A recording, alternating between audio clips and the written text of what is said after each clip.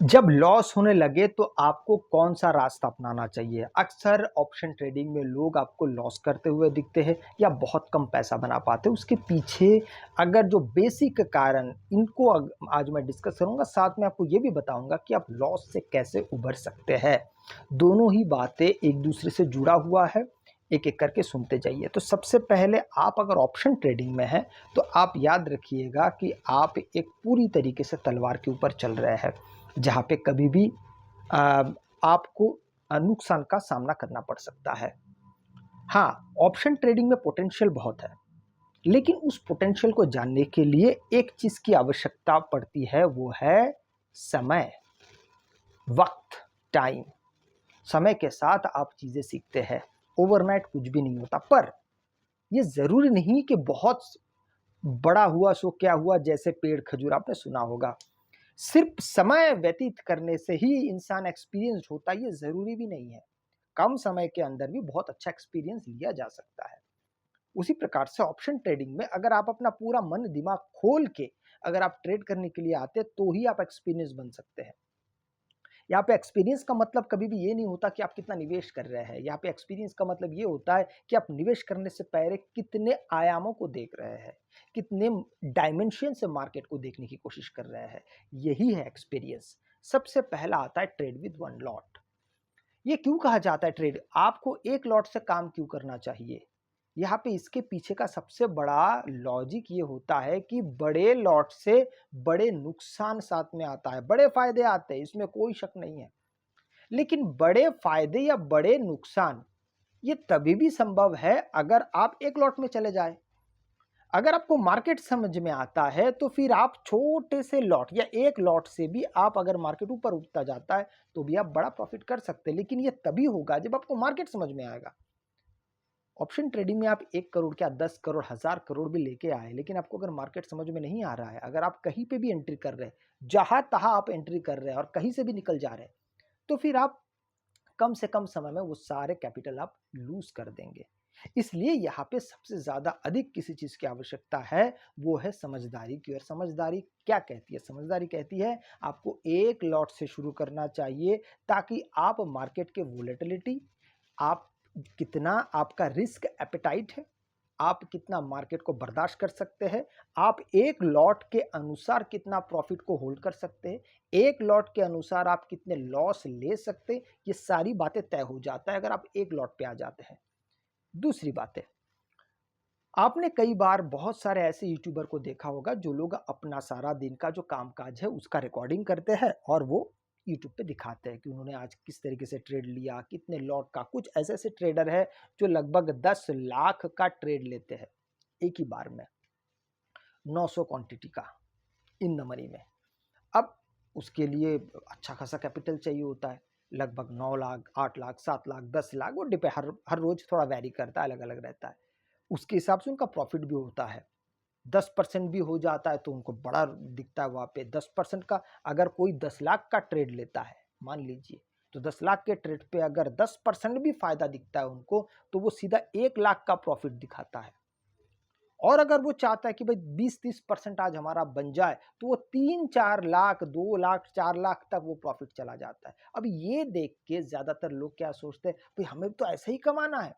हम कहा ये 9 से 5 के नौकरी में पड़े हुए हैं, जहाँ पे हमको महीने का 20-30 हजार रुपए मिल रहा है, और ये आदमी एक एक दिन का 2-3 लाख कमा रहा है, क्योंकि वहां पे लॉट ज्यादा है। लेकिन वो व्यक्ति एक दिन में या 2 दिन में या 3 साल में वो वहां तक नहीं पहुंचा है। वो उसने समय दिया है, एक लॉट से उसने भी कभी शुरू किया था और समय के साथ उसने अपने लॉट को बढ़ाता गया। दूसरी बात करते हैं, वो है रिस्क मैनेजमेंट। रिस्क मैनेजमेंट क्या होता है? रिस्क मैनेजमेंट वो होता है अगर आपको लगता है कि आप 10 हजार रुपए मार्केट में लेके आ रहे हैं, किसी कारण से ये 10 हजार खत्म हो गए, अब वापस आप पैसे कहां से लाएंगे? अगर आपके पास कोई इंतजामात है, आप कोई नौकरी करते हैं, आपका कोई व्यवसाय है जहां से आप और पैसे ला सकते हैं अपने घर घर के कामकाज के अलावा, तो फिर यहां पे रिस्क मैनेजमेंट ज्यादातर लोग वैल्यू नहीं करते हैं। समझिए बात को। जिन लोगों का दूसरा आय का स्रोत है, वो व्यक्ति ज़्यादा रिस्क मैनेजमेंट पे ध्यान नहीं देता। वो इसलिए नहीं देता कि उसको मालूम है आज अगर मेरा कैपिटल ज़ीरो भी हो जाता है तो फिर मेरा दूसरा एक आय का स्रोत है जहाँ से मैं और पैसे ला सकता हूँ। इसका मतलब उसके लॉस पे कंट्रोल नहीं करना चाहता व्यक्ति। आपको बस यही सीखना है, आपको अपने लॉस पे कंट्रोल करना है। कितना कंट्रोल करना है, एक स्वाभाविक सी मैं बात बताता हूँ। अगर लॉस होते हुए देख रहे कि मार्केट में आपको लॉस होने वाला है, तो उसके लिए सबसे पहले आप एक चीज का इस्तेमाल करिए, वो है एसएल, स्टॉप लॉस। आप कभी भी एक बड़े खिलाड़ी या बड़े क्या छोटे से छोटा खिलाड़ी भी जब क्रिकेट खेलने जाता है तब वो हेलमेट पहन के जाता है। आपने बेसबॉल प्लेयर को भी देखा है, हेलमेट पहन के जाते हैं। ये क्यों होता है? क्योंकि वहां पर बॉल लगने की आशंका होती है। अगर बॉल लग गया तो फिर बहुत बड़ा नुकसान हो सकता है। अगर लग भी जाता है तो छोटे से छोटे दर्द के साथ या एक जर्क के साथ, एक झटके के साथ वो आपको दिक्कत नहीं देगा। यही है आपका स्टॉप लॉस। आप सिक्स मार सकते हैं, आप छक्का मार सकते हैं, आप चौका मार सकते हैं, बहुत अच्छी बात है। लेकिन अगर किसी दिन छूट गया छक्का या चौका, अगर वो बॉल सीधा आके आपके सर पे लगे तो अगर आपका हेलमेट होगा तो फिर आप बच जाएंगे। उसी तरीके से आप अगर एसएल के पीछे भागते कि भाई मेरा स्टॉप लॉस तगड़ा होना चाहिए, मैं स्टॉप लॉस को बहुत सीरियसली लूंगा, तो फिर आप मार्केट में टिक जाएंगे। जिस इंसान का स्टॉप लॉस पे कंट्रोल नहीं है वो मार्केट में नहीं टिकता है, मार्केट उठा के बाहर कर देता है। इस बात को याद रखना बड़ा आवश्यक है। चौथा है प्रॉफिट आपको कितना रखना चाहिए। देखिए ये पूरी तरीके से पर्सनल है। ये तो मैंने यहाँ पे 5 से 12% लिखा है। कुछ कुछ स्ट्रेटेजी के अनुसार भी होता है। आप अगर स्ट्रेटेजी के अनुसार देखते हैं, जैसे कि मैंने एक वीडियो बनाया था हेजिंग पे, आप उस वीडियो को जाके देख सकते हैं, मैंने 2-4 दिन पहले अपलोड किया था। तो उस पे कभी कभार आपको बहुत बड़े प्रॉफिट्स भी हो सकते हैं। लेकिन यहाँ पर बात आती है कि आप जब अपने प्रॉफिट मार्जिन को कितना रखना चाहते हैं वो डिपेंड करता है। तो हमेशा प्रॉफिट मार्जिन स्टॉप लॉस के साथ जुड़ा हुआ होता है। अगर स्टॉप लॉस आपका 10 रुपए है, अगर आप 10 रुपए का स्टॉप लॉस रख रहे हैं तो आपका प्रॉफिट 30 रुपए का होना चाहिए। आपको समझ में आ गया होगा। 10,000 आपने इन्वेस्ट किया, मान लीजिए अगर लॉस हो रहा है तो आप मान लीजिए 1,000 अगर आपका लॉस हो रहा है तो आप बाहर निकल जाएंगे।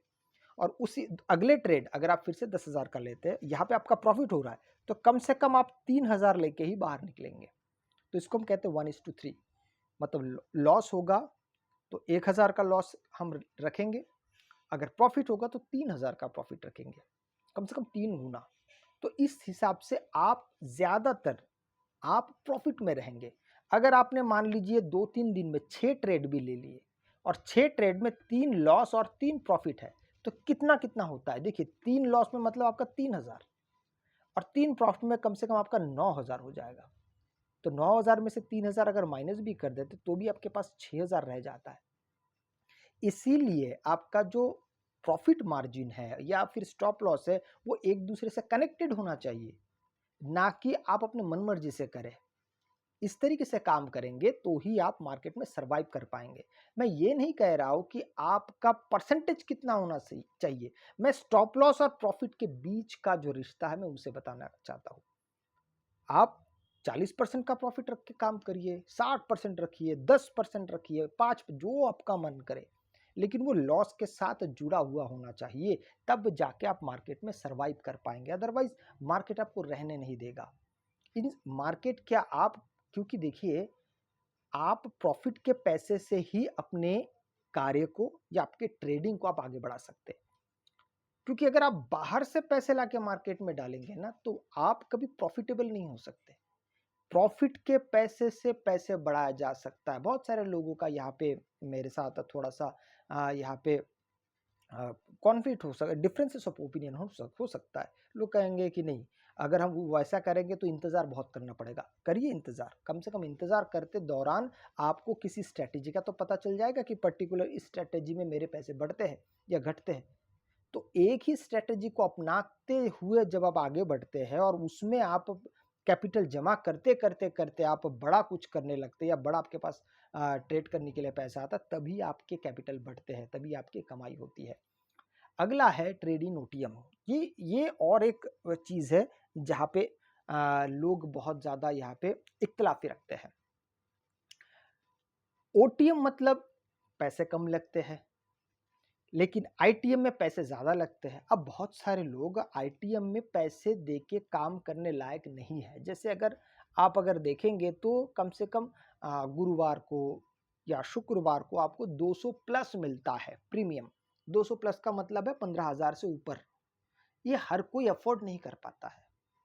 और यहाँ पर अगर आप ओटीएम में चले जाते हैं तो आप आराम से काम कर सकते हैं। पर एक बात यहाँ पे मैं ज़रूर कहूँगा कि आईटीएम का वैल्यू हमेशा ज़्यादा रहेगा। कल भी था, आज भी और कल भी रहेगा। ओटीएम बहुत धीरे डीके होता है, माफ़ कीजिएगा, आईटीएम बहुत धीरे डीके होता है, ओटीएम जल्दी डीके होता है। आईटीएम का इंट्रिंसिक वैल्यू ज़्यादा होता है। मार्केट अगर थोड़ा-सा ऊपर चला जाता है तो वो बहुत तेज़ी से उसका प्रीमियम बढ़ता है। ओटीएम ऐसा नहीं होता है। लेकिन हाँ, ओटीएम के कुछ दिन ऐसे होते हैं, जैसे कि आप देखेंगे एक्सपायरी में ओटीएम का इंट्रिंसिक वैल्यू ज़्यादा होता है, आईटीएम का कम होता है। इसलिए वो आपको ₹10 का प्रीमियम कभी-कभी आपको ₹100 लेके जाता है, ऐसा भी होता है। लेकिन मैं ओटीएम के बारे में इसलिए कह रहा हूँ कि अगर आपको ट्रेडिंग सीखना है तो आपके पास 2 सबसे अच्छे तरीके हैं। सबसे पहले या तो आप पेपर ट्रेड करिए, जहाँ पे आप आईटीएम लेके प्रैक्टिस कर सकते हैं। लेकिन आपको ये पेपर ट्रेड अगर बोरिंग लगता है तो आप ओटीएम में चलिए आइए, जहाँ पे आप सिर्फ़ और सिर्फ़ अपने सिद्धांतों पे नज़र रखिए, ना कि कितने रुपए आपके फ़ायदे में हुए, कितने आपके नुकसान में हुए। इस बात को आपको याद रख के काम करना है। तो इसी से ही आप चीज़ों को सीख पाएँगे और जैसे फिर आपको एक कोई रास्ता दिख जाएगा कि बाहर इस तरीके से मार्केट में सर्वाइव किया जा सकता है, फिर आप आईटीएम में शिफ्ट हो जाइए। कम से कम अपने आप को चेक करने के लिए, अपने स्ट्रैटेजी को चेक करने के लिए, अपनी क्षमता को जानने के लिए आपको आईटीएम में जाकर पैसे बर्बाद करने की आवश्यकता नहीं है।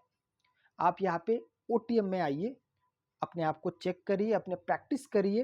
हो सकता है आपका लॉस हो सकता है, इसमें दो राय नहीं है। प्रॉफिट भी हो सकता है। अगर आपका ट्रेड सही है, अगर मान लीजिए यहाँ से आपने कोई ट्रेड लिया, धीरे-धीरे मार्केट ऊपर जा रहा है, तो आपके ओटीएम में भी पैसे बनेंगे। हाँ, उतने नहीं बनेंगे जितने आईटीएम में बनते हैं। कभी-कभी ऐसा भी होता है कि मार्केट ओटीएम ऊपर जा रहा है पर ओटीएम के पैसे बन नहीं रहे हैं, ऐसा भी होता है। लेकिन उससे आपको चिंता करने की ज़रूरत नहीं है। कम से कम आपको इतना पता चल जाएगा कि आप सही दिशा में हैं। पैसे को छोड़ दीजिए, प्रीमियम को छोड़ दीजिए, आईटीएम ओटीएम को भूल जाइए। कम से कम आपको ये समझ में आ जाएगा कि आप सही जगह से एंट्री कर रहे हैं और सही जगह से एग्जिट कर रहे हैं। यही इंपॉर्टेंट होता है मार्केट में। अगर आपको वीडियो अच्छा लगे तो लाइक शेयर सब्सक्राइब जरूर कीजिएगा। आपसे मैं अगले वीडियो में मिलता हूं, तब तक के लिए जय हिंद।